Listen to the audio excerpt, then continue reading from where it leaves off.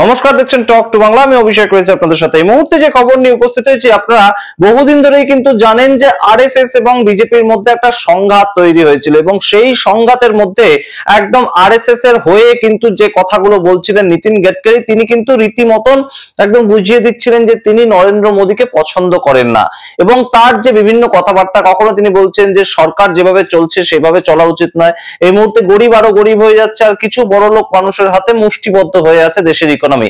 এই কথা বলার পরে আরো এক ধাপ এগিয়ে যান তিনি। 26শে জুলাই তিনি নাগপুরে দাঁড়িয়ে বলেন যে সরকার নিষ্কর্ম, একদম সরকার নিকাম্মি হ্যাঁ, এই ধরনের কথা তিনি বলেন। এবং তারপর যেটা ঘটলো, অপারেশন সিন্দুরের সামগ্রিক ভাষণ নরেন্দ্র মোদী দেশের প্রধানমন্ত্রী বলে দিলেন, তার পরবর্তীতে সংসদ স্থগিত করলেন ওম বিড়লা, সবাই যে যার মতন চলে যাচ্ছিলেন।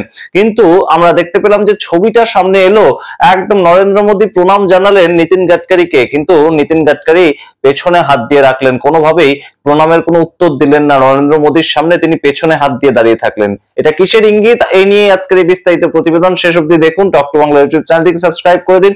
যে ছবিগুলো আপনারা দেখতে পাচ্ছেন যে একদম সরাসরি প্রথমেই কিন্তু যে ধরা পড়েছে যে নীতিন গাডকারি তিনি একদম রাজনাথ সিং এবং অমিত শাহের পাশেই বসেন এবং নরেন্দ্র মোদীর যে জায়গাটা সেটা ফাঁকা থাকে।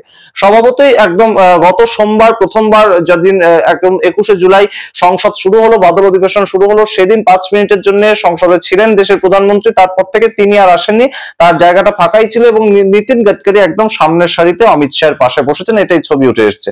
এবং সেই জায়গা থেকে যখন একদম অপারেশন সিন্দুর নিয়ে বক্তব্য শেষ হয়ে একদম নরেন্দ্র মোদী সংসদ ছেড়ে চলে যাবেন, সংসদ স্থগিত হয়ে গিয়েছে, তখন তিনি প্রথমে দেখা যাচ্ছে যে ছবিটা একদম আপনারা দেখতে পাচ্ছেন যে তিনি নিচে কোনো একটা কাগজ হয়তো পড়ে গিয়েছিল, সেটাকে তুলছেন, নরেন্দ্র মোদী সেটাকে তুলছেন। তারপর সেই কাগজ তোলার পর তিনি একদম সরাসরি রাজনাথ সিং এবং অমিত শাহের দিকে তাকিয়ে তাদেরকে প্রণাম করেন, একদম অভিবাদন জানান।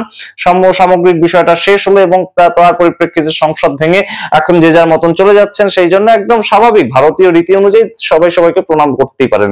এবং সেই জায়গায় যে ছবিটা উঠলো, দেশের প্রধানমন্ত্রী প্রণাম করছেন, কিন্তু নীতিন গাডকারি সরকারের অন্যতম গুরুত্বপূর্ণ একজন মন্ত্রী, যিনি সবসময় সংসদের সামনের সিটে একদম স্বরাষ্ট্রমন্ত্রীর পাশে বসেন, সেই নীতিন গাডকারি কোনোভাবেই তার রিপ্লাইটুকু পর্যন্ত দিলেন না।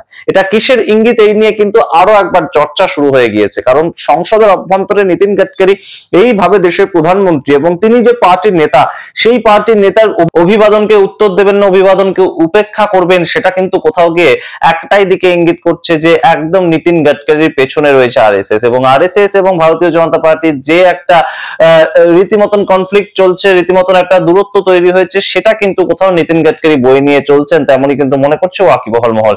সেটা শুধুমাত্র তার বিভিন্ন যে গরম গরম স্পিচ সেখান থেকেই উঠে আসছে তেমন নয়, একদম সংসদের অভ্যন্তরেও নীতিন গাডকারি বলেই দিলেন যে কোনোভাবেই কিন্তু এই মুহূর্তে আর নরেন্দ্র মোদী সরকারকে তিনি পছন্দ করছেন না। কয়েকদিন আগে আপনাদের মনে থাকবে যে একদম সরাসরি নাগপুরে দাঁড়িয়েই তিনি কিন্তু 7ই জুলাই, আপনাদের ডেটটা অত্যন্ত গুরুত্বপূর্ণভাবে মনে রাখতে হবে, তার কারণ এখন কিন্তু বিজেপির অভ্যন্তরে যেটা সবচেয়ে গুরুত্বপূর্ণ ফ্যাক্টর, সেটা হচ্ছে যে সারা দেশে সর্বভারতীয় সভাপতি কে হবেন সেই বিষয়টা। এবং সেটা নিয়ে একদম কেশবগঞ্জ, দিল্লির কেশবগঞ্জে আমরা দেখতে পেয়েছিলাম মোহন ভাগবত এসেছিলেন। 4 থেকে 6 জুলাই পর্যন্ত বৈঠক হয়েছিল এই বিষয়ে এবং যেখানে জেপি নাড্ডা উপস্থিত ছিলেন। তারপরের দিনই চলে যান নাগপুরে নীতিন গাডকারি।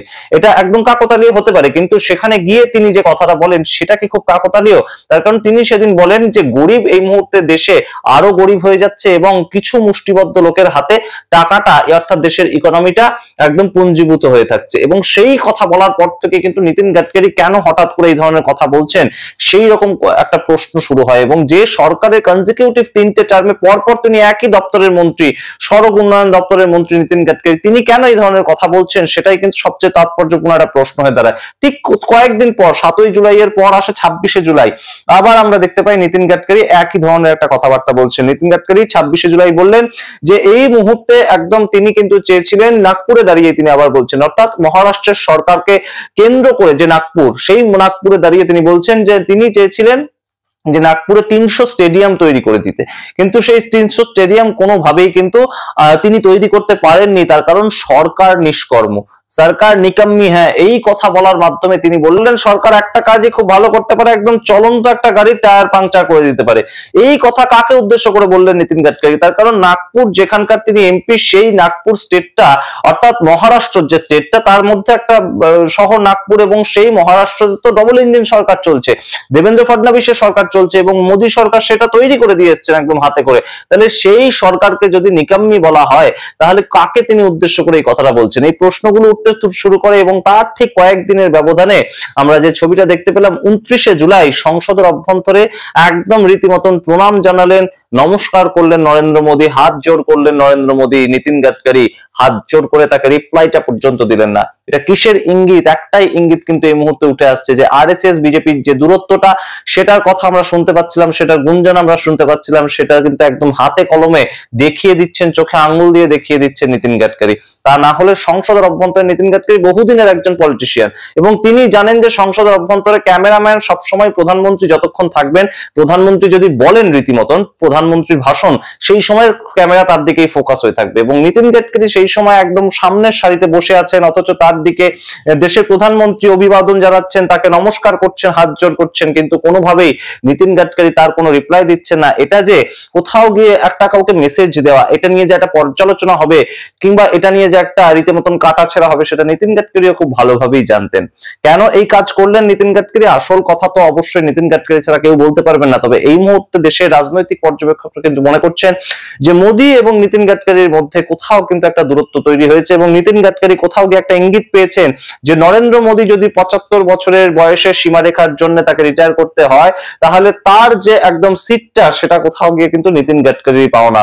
এই কথাটা কোথাও কিন্তু নিতিন গাডকারিকে কেউ একটা ইঙ্গিত দিয়েছেন, এবং কে ইঙ্গিত দিয়েছেন আপনারা বুঝতেই পারছেন। আর তাছাড়া আরেকটা বিষয় উঠে আসছে, যে একদম সরাসরি সর্বভারতীয় সভাপতি, বিজেপির সর্বভারতীয় সভাপতি, সেই পদটাও কিন্তু এখনো পর্যন্ত জেপি নাড্ডার পর আর কেউ পাচ্ছেন না।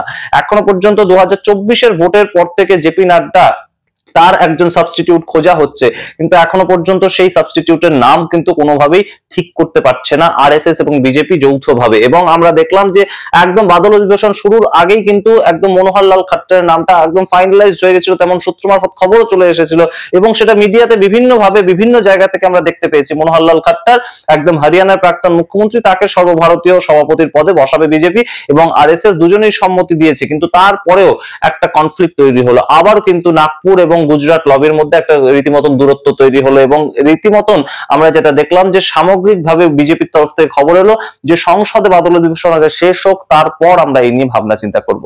অর্থাৎ সামনেই আসছে নরেন্দ্র মোদীর 75 বছরের জন্মদিন, এবং সেটা কিন্তু 17ই সেপ্টেম্বর 2025 সাল, এবং অবশ্যই একদম তার পরবর্তীতে কি ঘটনা ঘটে, ভারতবর্ষের রাজনীতির প্রেক্ষাপট চেঞ্জ হয় কিনা, সেখানে কোনোভাবে অন্য কেউ আসেন কিনা, নাকি নরেন্দ্র মোদী দেশের প্রধানমন্ত্রী থাকে, এবং সম্পূর্ণভাবে দেশের যে একদম ভারতীয় জনতা পার্টি তার যে সর্বভারতীয় সভাপতি, সেই পদটা নিয়ে রীতিমতন একটা টানাপোড়েন তৈরি হয়।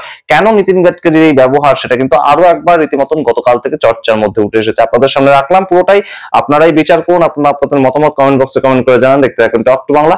অবশ্যই টক টু বাংলা ইউটিউব চ্যানেলটিকে সাবস্ক্রাইব করে দিন। ধন্যবাদ।